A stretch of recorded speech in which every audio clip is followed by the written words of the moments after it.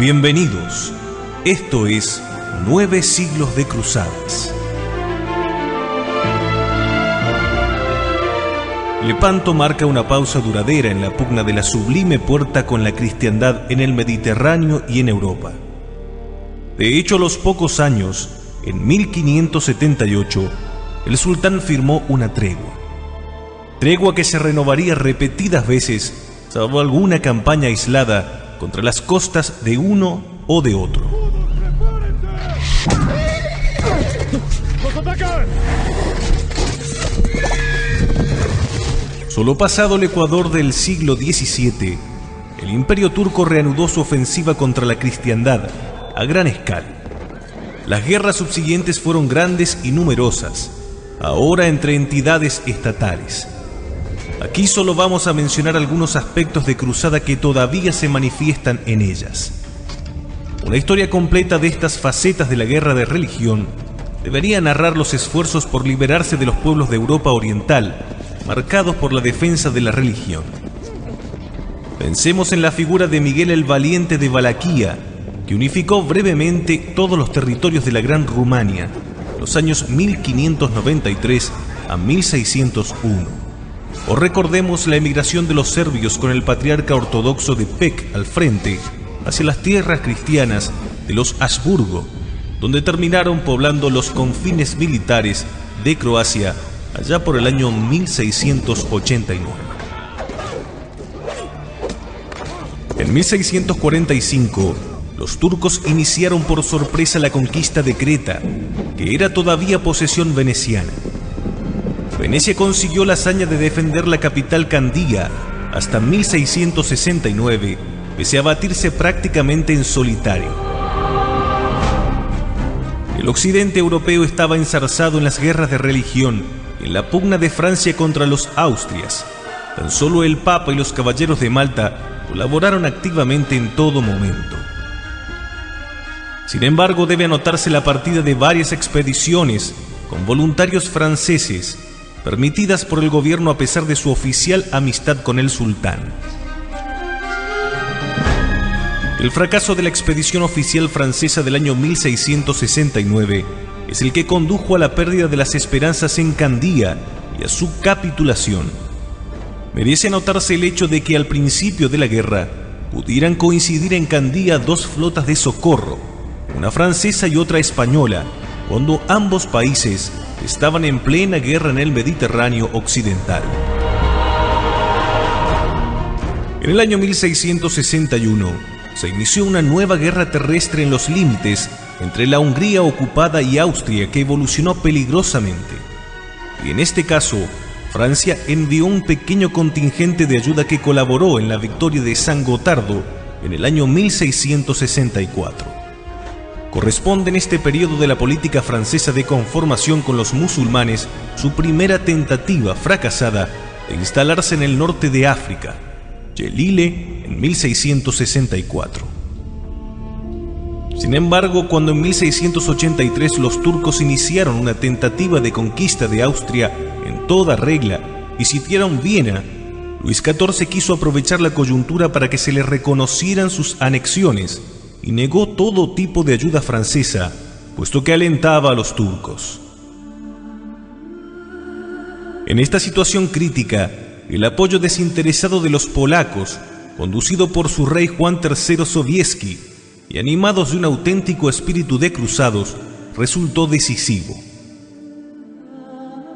La coalición cristiana, austríacos, principados alemanes y polacos, además de conseguir levantar el sitio de Viena, quebrantó de tal manera al ejército turco que una Liga Santa, integrada por Austria, Polonia y Venecia, también Rusia, que se unió a la lucha contra el turco en el año 1697, inició seguidamente la liberación de Hungría, por tierra bajo el mando del príncipe Eugenio de Saboya, mientras por mar los venecianos operaban contra la península de Morea y Atenas. En 1699 el Imperio turco se veía obligado a retroceder sensiblemente por primera vez. Por la paz de Karlowitz cedía ambos territorios citados.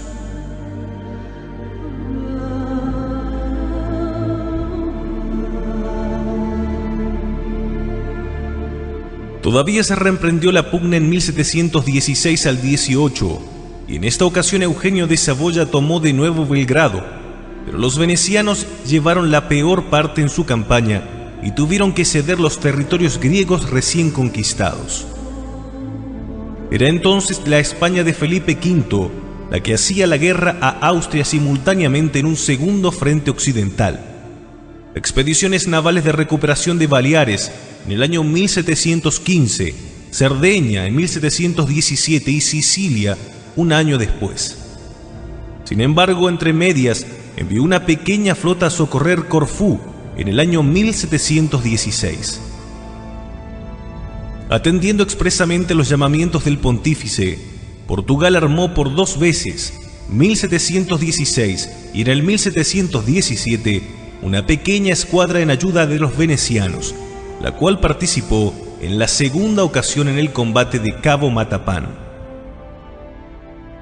Esa pequeña contribución sirvió para que Juan V obtuviera el mismo año de 1717 el título de Patriarca de las Indias para el arzobispo de Lisboa, y fue uno de los méritos alegados para que finalmente consiguiera, allá por el año 1747, el título de Majestad Fidelísima para la monarquía lusa.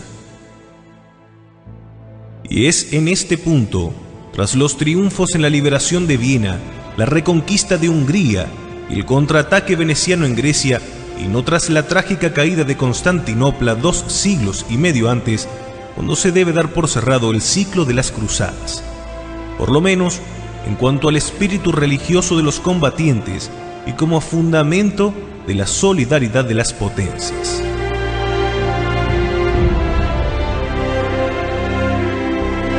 Efectivamente, en estas campañas del siglo XVII todavía participaron al servicio de los Habsburgo, aunque muy reducidos, los restos de la orden teutónica, cuyo estatuto de monjes guerreros vitalicios había sido mudado radicalmente con la reforma de la regla en el año 1606.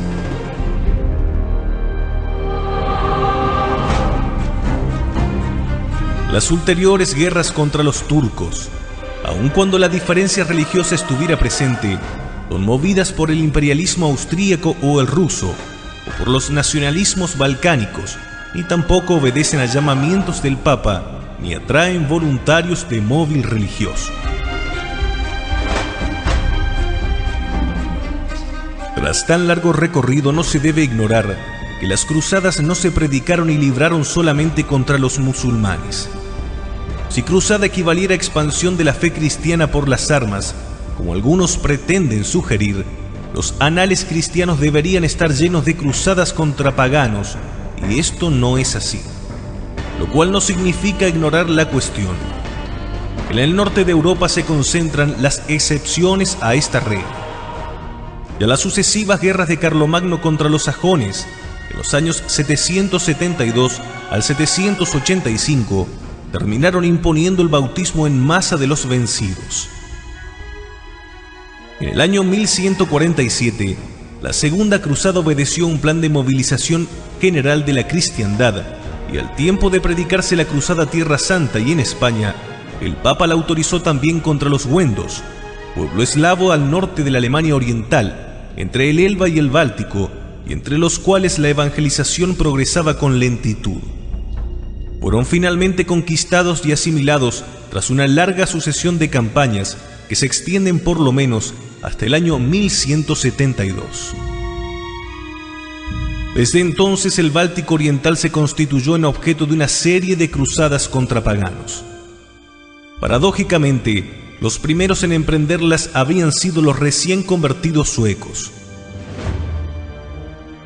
A su rey santo, Eric IX, se atribuye el inicio de la conquista de la pagana Finlandia con una primera cruzada en el año 1156. En realidad, la conquista de Finlandia debería retrasarse hasta las nuevas cruzadas suecas de 1239 y 1295, y todavía se predicaron nuevas cruzadas a Finlandia a mediados del siglo XIV.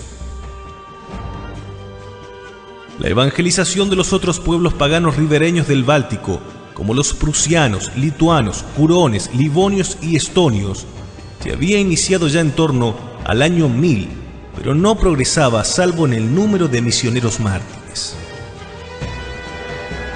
Los daneses, que habían participado en la campaña contra los wendos y que después habían atacado Pomerania, realizaron con Valdemar II una serie de cruzadas sobre Livonia y Estonia, conquistando esta última en el año 1209.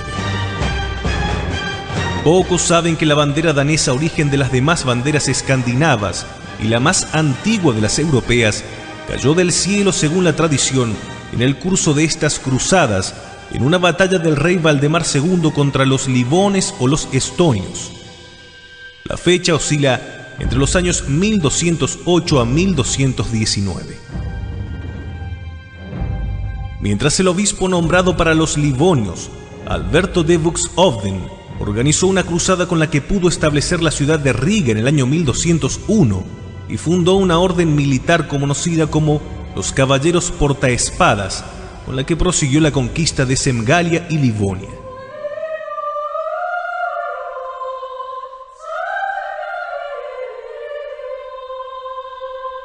También se crearía otra pequeña orden frente a los prusianos en el valle de Vístula.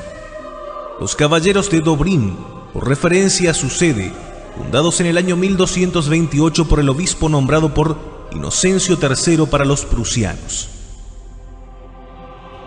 Este recurso a las cruzadas y a la creación de órdenes militares, que así narrado parece apresurado, debe contemplarse desde una perspectiva global de la cristiandad, que practicaba tales recursos desde hacía ya un siglo, además de las previas tentativas misioneras. Pero la cruzada en tierras bálticas adquiere su fisonomía definitiva con el llamamiento hecho a los caballeros teutónicos en el año 1226 para recuperar el territorio de Kulun, entre Polonia y Prusia. Hay que decir que los caballeros teutónicos ya habían operado previamente contra paganos. En el año 1211, la aún joven orden de caballería, y por ello con poca implantación en Tierra Santa, recibió el encargo de Andrés II de Hungría de instalarse en Transilvania para proteger una parte de su frontera de los cumanos. Pero al comprobar que estaban creando un dominio autónomo, los había expulsado precisamente un año antes, en 1225. El emperador Federico II les concedió todas las futuras conquistas y el estatuto de príncipe imperial para su gran maestre, que quedó de hecho independizado al conseguir la dependencia directa del Papa en el año 1234.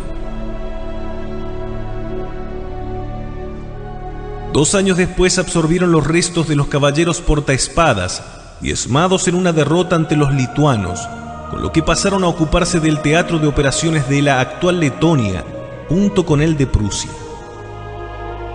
Estonia entonces pasó de las manos danesas a las teutónicas solo en el año 1346. La conquista y germanización de Prusia fue muy lenta y tuvo que hacer frente a 2 sublevaciones generales en los años 1242 y 1260, reducidas con mucha dificultad, pero en 1309, cuando tras la pérdida de Palestina la sede de la orden se trasladó a Marienburgo, ya estaba consumada. Sin embargo, se inicia entonces la decadencia de la orden, que con sus incursiones periódicas no pudo quebrar la resistencia del último pueblo pagano de Europa, Lituania. Y cuando el príncipe lituano Hagellón contrajo matrimonio con Eduvigis de Polonia y se bautizó en el año 1386, todos los países limítrofes de los estados de la orden fueron ya cristianos, eliminando así la justificación cruzada de su actividad y complicándola en los conflictos regionales.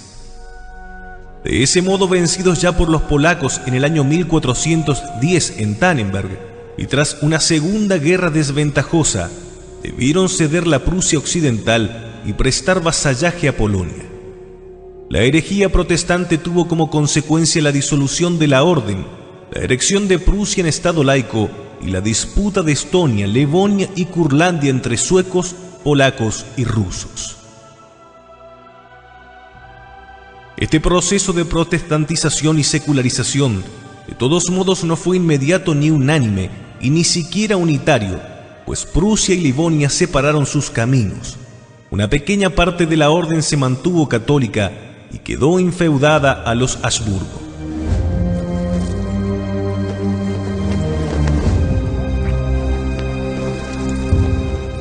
Vemos cómo en esta parte de Europa la cristianización fue acompañada o precedida de una conquista que se hizo en su nombre. Y también que el alcanzar un objetivo semejante, no solo de dominación superficial sobre las poblaciones, sino de afincamiento profundo en las mismas, requiere un tiempo dilatado y no una sola campaña. Algo similar observaremos respecto de la cruzada contra los albigenses. Pero igual que no hemos querido ocultar la dificultad, tampoco se debe aventurar un juicio taxativo sobre esta cuestión sin conocerla en profundidad, cosa difícil desde la cuenca del Mediterráneo. Cabe pensar que el avance cristiano tomó ese cariz en las riberas bálticas desde el principio porque estuvo a cargo de pueblos belicosos de cristianización reciente. Por otra parte, la cristiandad no solo avanzó en cruzadas sobre los paganos, también tuvo que hacer frente a una peligrosísima amenaza pagana: la invasión del este de Europa por los mongoles. Estos hicieron una breve aparición en las estepas ucranianas en el año 1223 y derrotaron a los rusos por primera vez. Pero en 1237 a 1240 retornaron aplastando y sometiendo todos los principados rusos. En el año 1241 irrumpieron en Polonia, Alemania y Hungría. Apenas hubo tiempo de proclamar contra ellos cruzadas defensivas locales que fueron barridas por la superioridad mongol en la batalla de Liegnitz, que formaron entre los vencidos los caballeros teutónicos. Afortunadamente, el ejército mongol se retiró en el año 1242 al plantearse la sucesión de Khan o Godai y nunca retornó, aunque dejó sometida a la cristiandad rusa al yugo tártaro por 240 años, pese a que antes la victoria de Dmitri Donskoy en Kulikovo en el año 1380 ya había quebrantado el prestigio tártaro.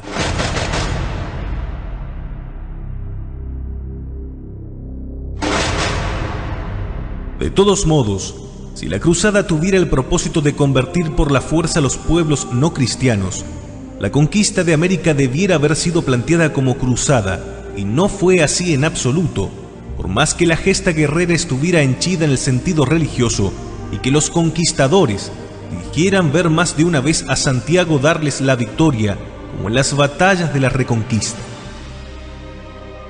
Pero en el caso portugués, sí se observa cierta preeminencia de rasgos de cruzada en su empresa ultramarina, tanto por su comienzo algo anterior como por su pugna con potencias islámicas. Para empezar, los motivos de la navegación descubridoras del siglo XV eran tanto religiosas y militares como económicos. No se trataba solo de sortear el bloqueo económico impuesto por los turcos a Oriente, sino de buscar una alianza a sus espaldas, la del mítico Preste Juan.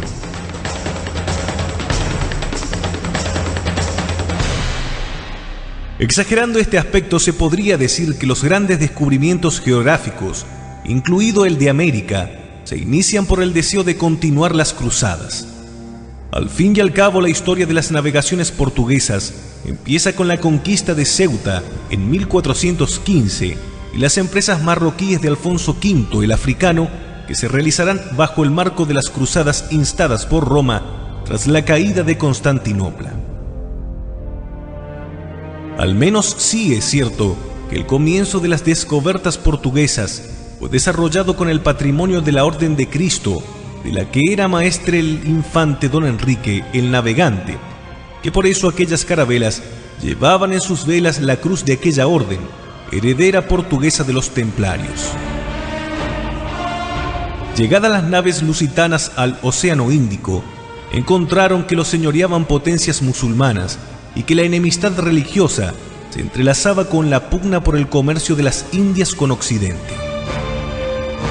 De modo que las batallas que los portugueses debieron librar en el mar fueron contra escuadras coaligadas musulmanas, en las que intervenía el sultán mameluco de Egipto. Y sobre una de ellas consiguieron la más señalada de sus victorias, en Diu, en el año 1509.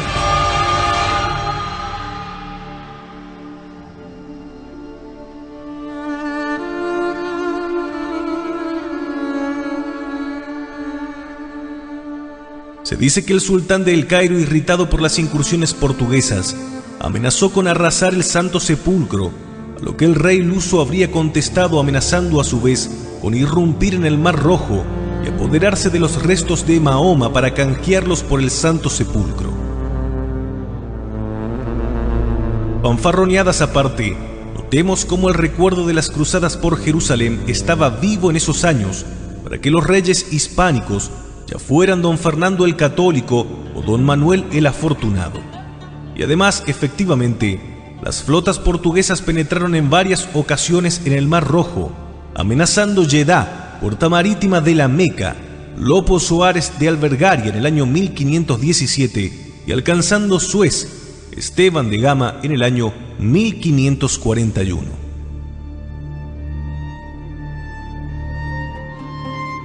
Faltos de vientos, los lusitanos intentaron, pese a todo, la sorpresa imposible de los astilleros de Suez, remontando a remo medio Mar Rojo desde Suaquín, solo con embarcaciones ligeras y 250 hombres. Los levantiscos fidalgos sustituyeron voluntariamente a los simples soldados de las dotaciones para el oficio de boga, con tal que no quedase atrás en la jornada. Y si en Suez no pudieron obtener ningún triunfo por esperárseles ya, alcanzaron la satisfacción moral de desembarcar en el pie del monte Sinaí, donde cantaron un Te Deum y fueron armados caballeros los que aún no lo eran. Una hazaña considerada una de las mayores de la caballería de todos los tiempos, que el mismo emperador Carlos V envidiaría.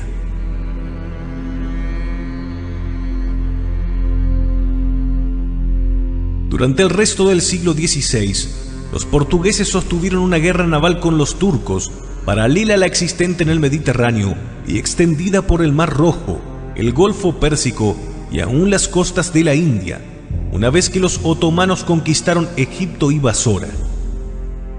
No se suele tener en cuenta al tratar del conflicto mediterráneo la percepción que pudieran tener los turcos de sostener a sus espaldas un segundo frente con cristianos y las repercusiones que esto haya tenido.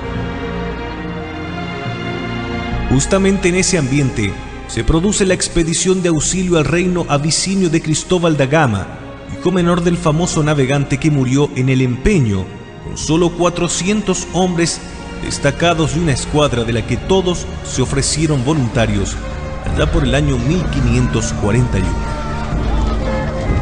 Aunque los conquistadores lusitanos, como los españoles, tienen fama de crueles y codiciosos, en este caso son historiadores extranjeros los que tienen que reconocer que dicha ayuda fue ajena a todo interés económico o de dominación, en el mejor espíritu cruzado imaginable.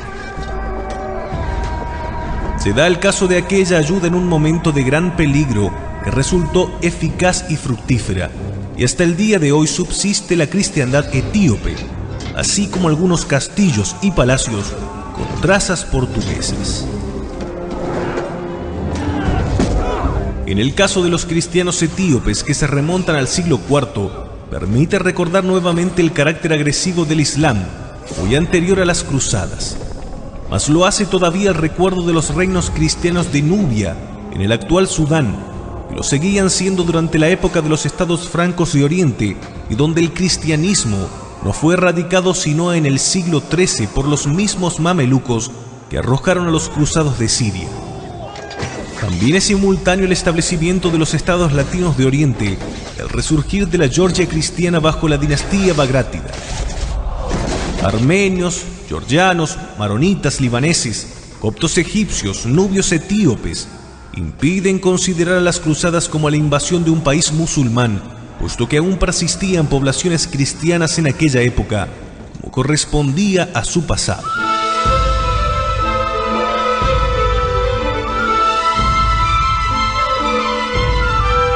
Esto fue 9 siglos de cruzadas.